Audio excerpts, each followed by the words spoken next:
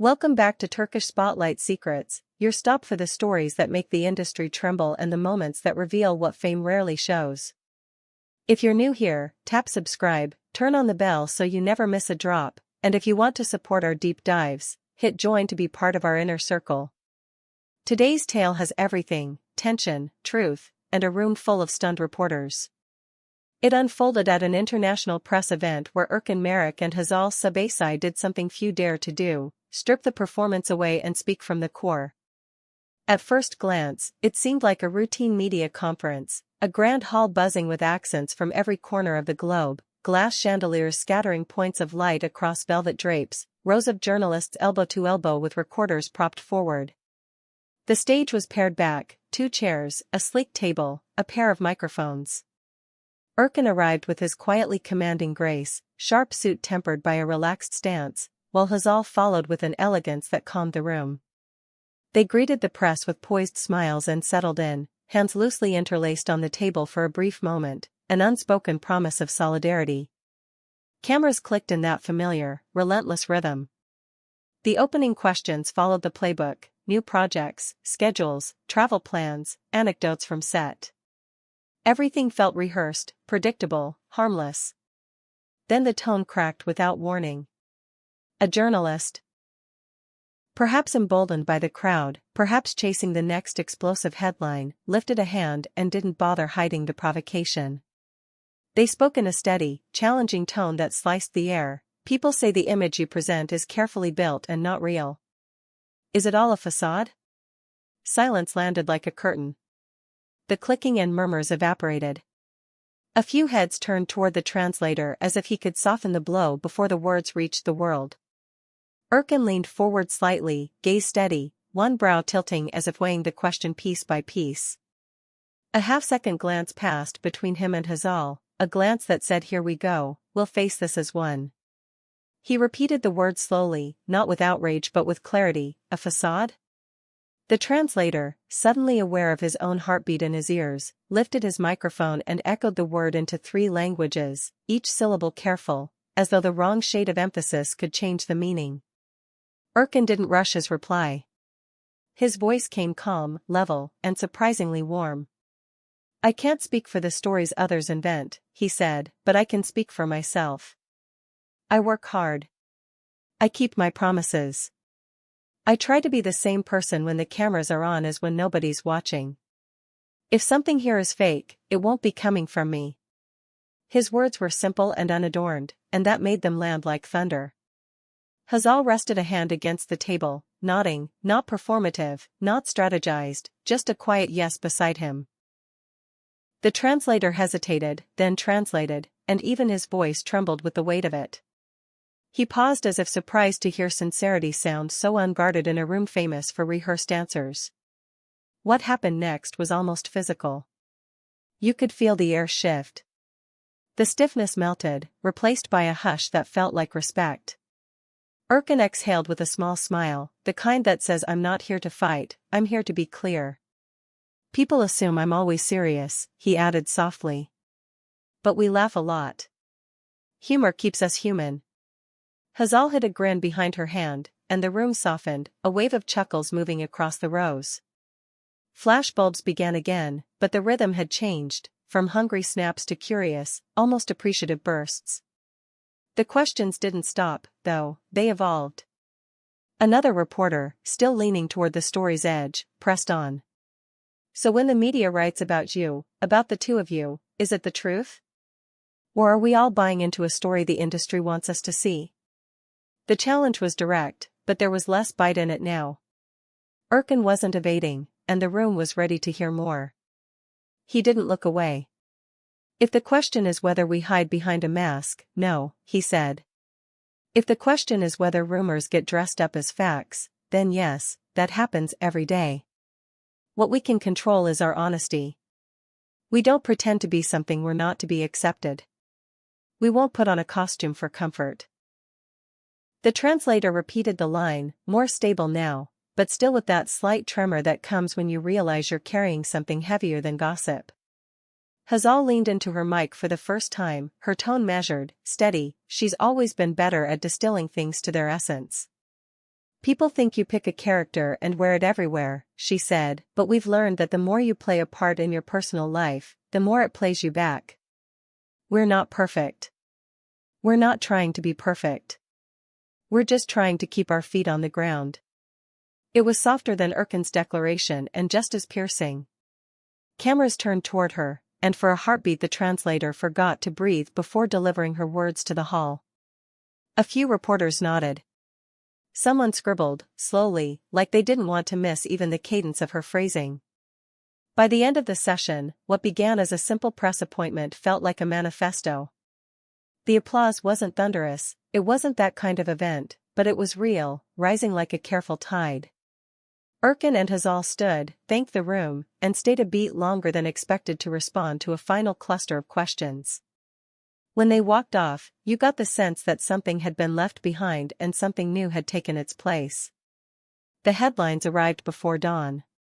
Honesty from Erkan and Hazal leaves reporters stunned.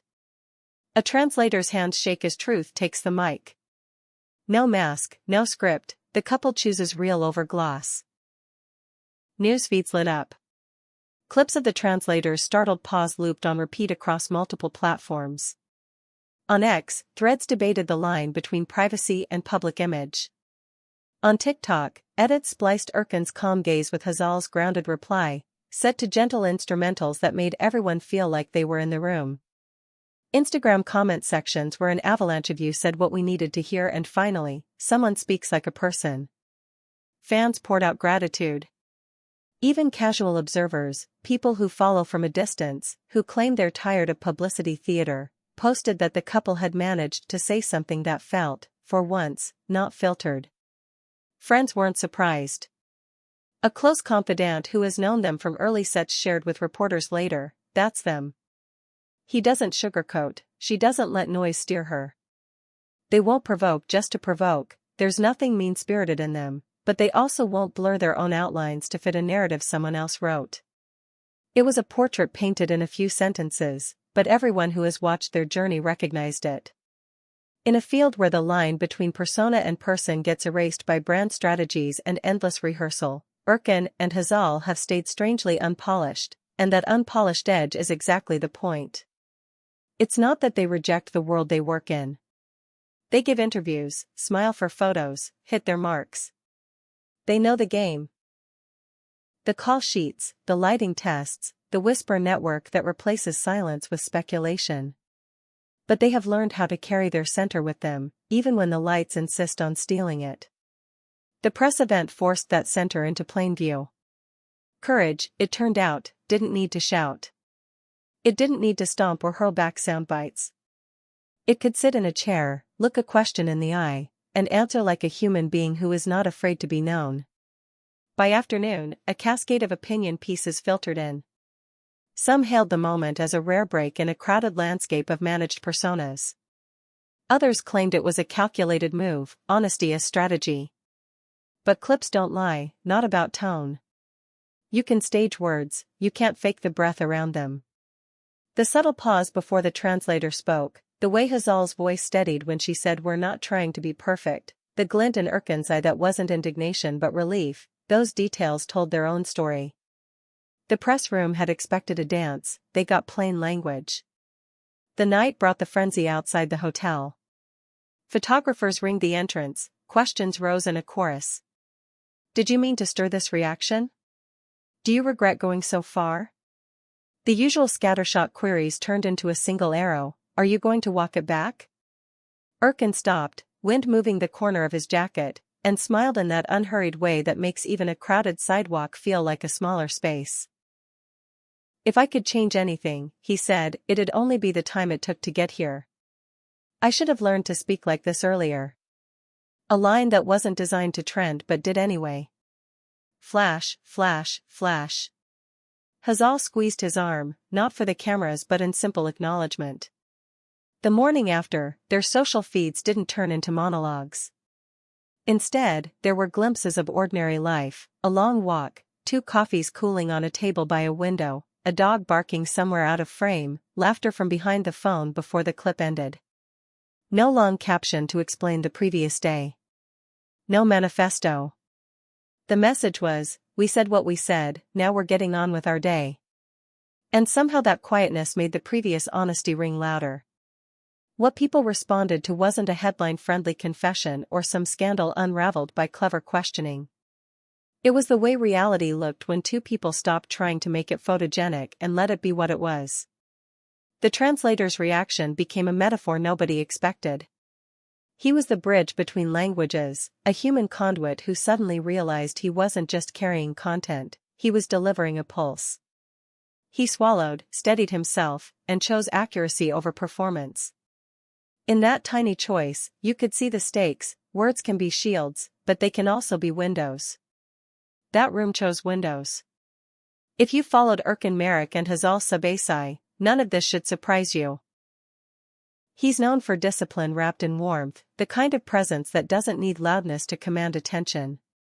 She's known for restraint that isn't coldness but clarity, the sort of calm that tends to make oversimplified narratives fall apart. Together, they've never tried to convince anyone that love is flawless or that careers float above friction. They've just continued, step by step, with respect. That day, respect translated into testimony. In an industry where countless voices are trained to fit into a grid of acceptable responses, their refusal to shrink or inflate themselves felt like a small revolution. The contrast is stark. Polish is easy to export, truth isn't.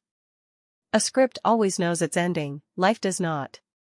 And when your job is to perform, it's a defiant act to say, "Today I will not perform this part of myself."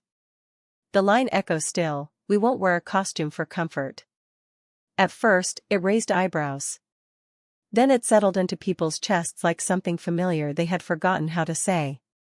What started as a press conference ended as something else, a mirror held up not just to two public figures, but to the room, to the industry, to everyone watching who has ever hidden behind acceptable versions of themselves. Courage doesn't always declare itself with a roar, often it speaks in a normal voice and takes responsibility for the silence that follows. That's what we witnessed. Two people choosing to be recognizable to themselves.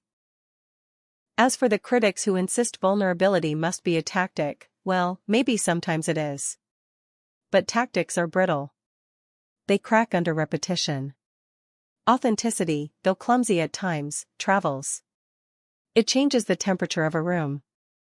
It rearranges what questions feel worth asking next. And it reminds those of us sitting at home, phone in hand, that the most radical thing a person can do in a world demanding a performance is to be consistent in private and in public. So tell us, was it bravery or recklessness? Would you sit in that chair, with lights and microphones harvesting every breath, and speak the same way you do when the door is closed? We want to hear you. Drop a comment and be honest with yourself while you're at it, because that's what made this moment impossible to forget. If this kind of behind-the-curtain truth is your thing, keep writing with us here at Turkish Spotlight Secrets. Like the video, subscribe, and hit that join button to push us forward as we bring you more stories from the center of the whirlwind. We're not chasing noise, we're looking for the heartbeat under it. And if you take anything from today, let it be this: the performance ends when the person decides it does. On that day, in that room, Erkan and Hazal decided.